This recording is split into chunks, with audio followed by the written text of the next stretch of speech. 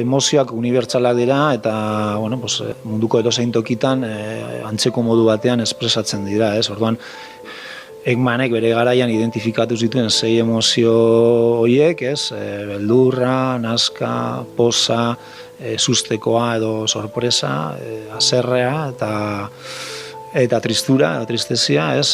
Aurpegian antzematen dira, ikusten dira. Emotional Films proiektuan ideia da sortu nahi dugula film bat emozioekin aldatzen dena, bai? Orduan, zuk filma ikusiko duzu, eta segun ze emozio sentitzen dituzun momentu bakoitzean, filma zuretzat egokitu daiteke, bai? Orduan, pertsona bakoitza, azken finean, film edo pelikula ezberdin bat ikusiko du, eta, Ongi etorri Zientzia puntu-puntuan podcastaren lehenengo atalara. Hemen, Nafarroko Unibertsitate Publikoan egiten den ikerketaz arituko gara. Bertako zientzialariekin hizketan. Gaur, adimen artifiziala, emozioak eta filmak, dena salda berean. Aurpegia arimaren ispilu dio esaerak. Aurpegia emozioen islada argitu digu Unas Flores psikoterapeutak, Nafarroko Unibertsitate Publikoko psikologia irakasleak.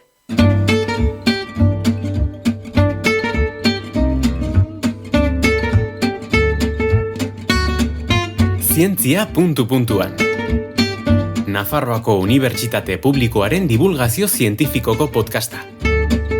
Emaiozu jaten adimenari. Imagina ezazu etxeko sofan zarela. Lasai, goxo. Imagina ezazu pelikula bat ikusten ari zarela. Triste, oso triste sentitzen zara. Eta gidoia aldatu eginen balitz? Eta algoritmo batek zure sentimenduak irakurri, zure ezinegona leitu, zure aurpegi aztertu, eta horren arabera gidoia aldatuko balu? Ez da zientzia fikzioa.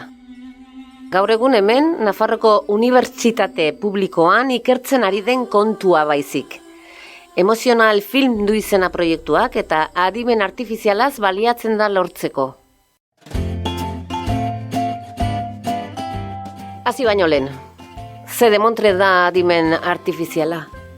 Zertaz ari gara hizketan? Adimen artifiziala da makina inteligenteak sortzea aztertzen duen zientzia, bai?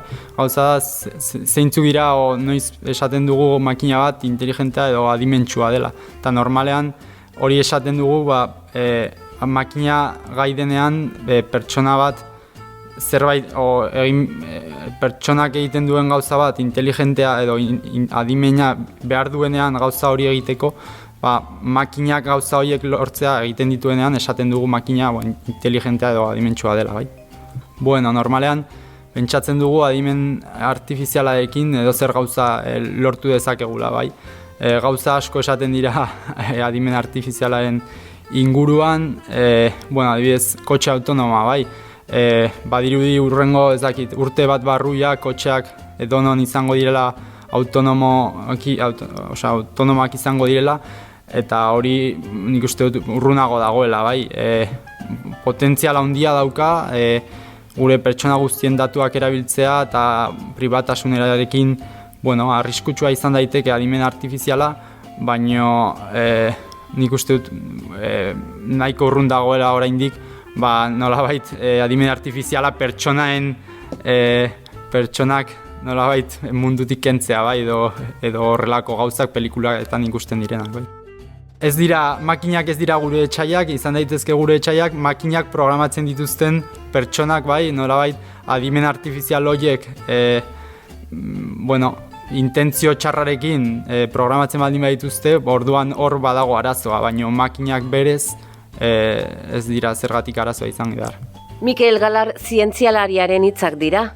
Adimen artifizialean aditua da bera, eta Nafarroko Unibertsitate Publikoan irakasle. Emotional Film proiektuan ari da lanean. Gure emozioak irakurtzeko gai den makina asmatzen ari da. Emotional Films proiektuan ideia da sortu nahi dugula film bat emozioekin aldatzen dena, bai? Orduan, zuk filma ikusiko duzu eta segun ze emozio sentitzen dituzun momentu bakoitzean, filma zuretzat egokitu daiteke, bai? Orduan pertsona bakoitza azken finean film edo pelikula ezberdin bat ikusiko du. Eta, film hau sortzeko, taldean bagaude ez bakarrik unibertsitateko pertsonak, unibertsitatean bagaude adimen artifizialeko talde bat, marketingeko talde bat, pedagogia, musika, talde ezberdinak gaude hor, eta gero badago beste enpresa bai, zuzendaria, film zuzendari bat, eta Klafna, Cluster Audiovisual de Navarra, Aditech eta Krena, bai, orduan bada oso proiektu multidisziplinar bat, eta ideia hori da, bai, filmak zure sentimenduen arabera aldatzea. Ideia da ordenagailuak gai izatea zure negarra ikustea, bai, zure sentimendua ikustea, eta horren arabera berak pentsatuko du zein izango den pelikulan agertuko den urrengo nola aldatuko den gidoia adibidez.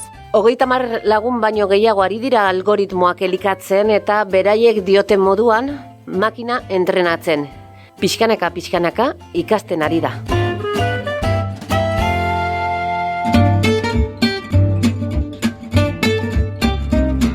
Menuan mota guztietako jakintzak, egiazko jakiteak, puntu-puntuan beti ere. Egia esan, duela gutxi arte gizaki onak bakarrik jotzen ziren gaitasun asko dituzte gaur egun adimen artifizialek. Xakean edo goiokoan gu irabazteko gai dira. Autoak gidatzen dituzte eta hegazkinak pilotatzen.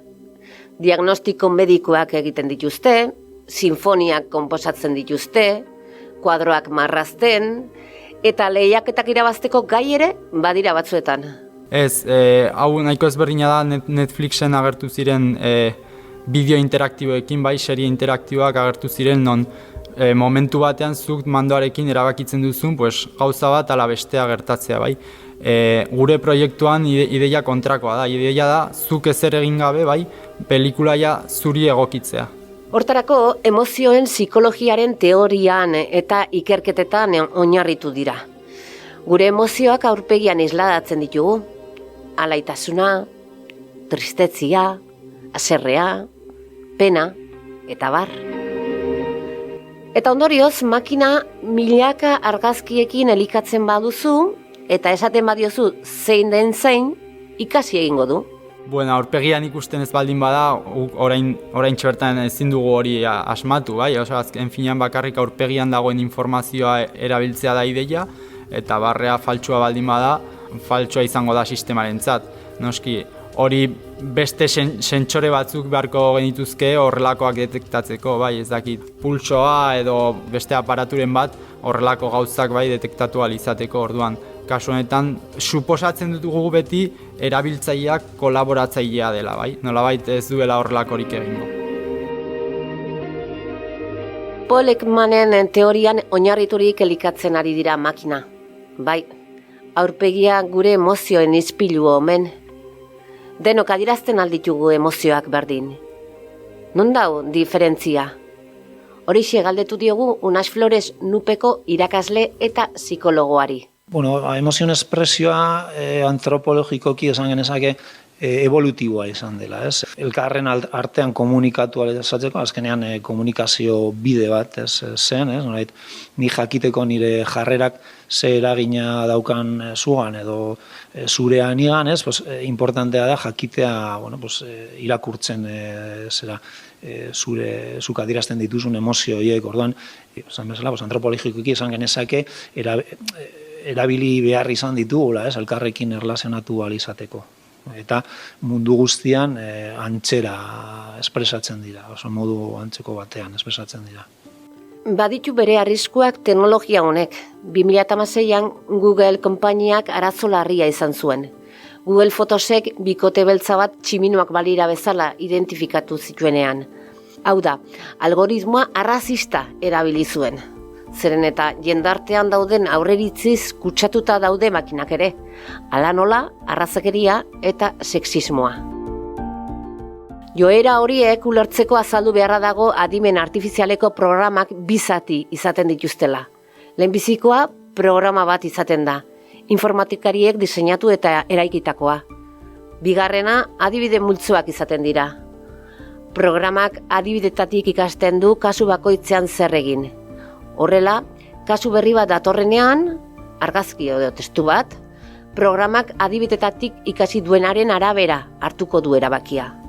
Bai, noski, hemen ere, arazo horiek izango ditugu, bai, etika hemen sartzen da, eta arazo etiko horiek, bai, Googleek izan zuen arazo larri hori zergatik erabiltzen zituen datuak adimen artifizial hori entrenatzeko, esaten dugu hori entrenatzea edo nola ikasten duen adimen artifiziala, bazen interneten agertzen diren datuak, eta, klaro, internet oso sesgatuta dago, bai, jende gehiena, internet erabiltzen duen jende gehiena txuria da, orduan horrelako etiketak agertzen dira, bai, beltzen argazkietan, tximua edo.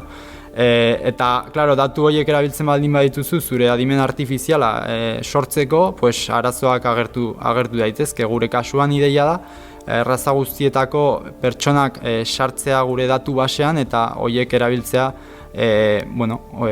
horrelako arazorik ez izateko.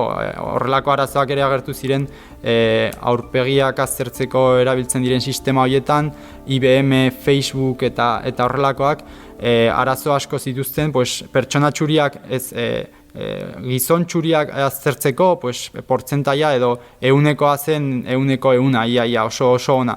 Baina nesketara pasatzen zinenean euneko 88. Eta gizon beltzak euneko 65. Eta neska beltzak euneko 50, bai? Orduan, sistema horiek arazo asko dituzte eta saiatuko gara hori guztia kontuan izaten eta horregatik badago proiektuan ere soziologiako jendea gauza horietan laguntzeko, bai. Zientzia, puntu-puntuan, Nupen podcasta. Emozional films bi personendako ere egokitzeko asmoa dute. Hau da, kamera aurrean bi persona baldima daude, bien aurpegiak aztertuko ditu, eta ondorioak atera noski. Eta hori ez bada nahikoa, bestelako asmoak ere badituzte. Filmaren lokalizazioa ere aldatu ahal izanen da ikuslearen kokapenaren arabera. Hau da, paisaia ezberdinak ikusiko dituzu, hemen bazaude edo Baionan baldin bazaude. Euriari duela, pelikulan ere bai, horrela hariko du. Mendiz inguraturik zure etxea, horrela ere ikusten ari zaren pelikulan. Proiektua orain dela 2 hilabete hasi zen, proiektua 2 urteko proiektua da, eta gure ideia da hasierako prototipo txiki bat izatea hurrengo ekainean, eta horrekin, zuzendaria joango da konferentzia ezberdinetara, bai, audiovisualen munduan, eta hasiko gara ideia aurkezten, bai. Baina, benetako datu basea, benetako sistema, hori 2 urte barru izatea espero genuke. Ideia da hasieran animazioarekin lan egitea, bai. Eta, pelikula konkretu batekin hasiko da ideia, eta gero gauza da hau sistema hau edozein pelikulatan sartu daitekela, bai. Orduan, bada zerbait oso generikoa egitea, baina pelikula konkretu batekin nolabait demostratzaile bat izatea, bai. Proiektu honek aldaketa izugarria, dakarki eta mugarria izan daiteke, munduan ez baita horrelakorik existitzen. Entretenimenduaren unibertsoan duen erabilgarritasunaz gain, hezkuntzan aukera ugari ditu, eta eragin handia izan dezake ezgaitasunak dituzten aurrengan. Horregatik dago tartean Krena, Nafarroko hezkuntza bereziko baliabide zentroa. Bai, egia da, hori egia da, horrelako teknologiekin kontu handia izan behar da, pribatasuna oso importantea da, bai, eta kontuan izan behar da. Orduan, guk teknologia hau modu honean begiratzen dugu, hau da, gauza da, sentimenduak begiratzea momentuan, sentimendu horiek erabiltzea zuretzat, zure esperientzia hobea izateko. Eta jasta hor bukatu beharko litzateke. Noski, kontuan dizibilik beharko gara, gero teknologia hau beste leku batean ez bukatzeko, bai, eta desio ez dugun zerbaitean erabiltzeko. gai asko sartzen dira hemen barruan, eta, pentsatu daiteke, gaizki erabili daitekela, baina aldi berean pentsatu dezakegu ongi erabili daitekela, bai.